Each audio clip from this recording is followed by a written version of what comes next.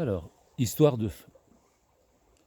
Comme un feu qui rampe sous les draps, comme un souffle chaud sous les doigts, une symphonie de lueur dans l'obscurité d'un cœur.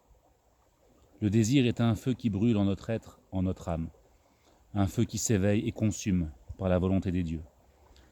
Notre rôle est d'être veilleur, d'apporter les premières étincelles, puis d'alimenter le foyer, consciemment, avec prudence et délicatesse. Le feu est. Il ne connaît pas de demi-mesure. Il brûle de toute sa force. Savoir garder plus ou moins de distance, être plus ou moins proche, voilà qui fera la différence entre nous brûler et rester froid. Alimenter le feu avec prudence afin de le faire durer longtemps, qu'il nous tienne chaud tout l'hiver et nous illumine tout au long de la nuit. Le feu a bien des visages. L'un d'entre eux se trouve en nous. Le feu intérieur qu'il nous faut d'abord allumer. Tâche parfois difficile. Il faut savoir éviter l'eau, canaliser le vent, le souffle. Puis lorsque la première flamme arrive, il nous faut la protéger de toute notre âme, la conserver précieusement et la faire grandir doucement, patiemment. Éviter qu'elle ne prenne peur et s'effarouche de trop d'ardeur. Après cela, la constance.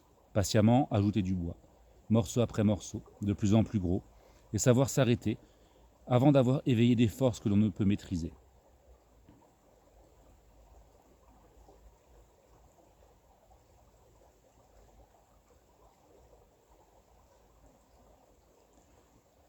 C'est pas d'actualité.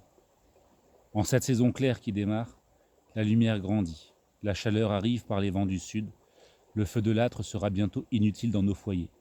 Les flammes se mettront alors à danser en nos cœurs, petit être plein de joie qu'il nous faudra apprendre à connaître. Être gardien de ce feu-là, ce n'est pas œuvrer que pour soi. Chercher le soi, faire grandir notre feu intérieur, c'est faire se mouvoir les arbres et les rochers. C'est voir les merles danser en rond dans les sous-bois. C'est aller vers la vie et faire grandir nos rêves. Les chercher, les amener ici. Être gardien de ce feu-là, c'est partager les rires et les chants et devenir vraiment vivant. Mais dis-moi, qui es-tu ? Et où vas-tu ?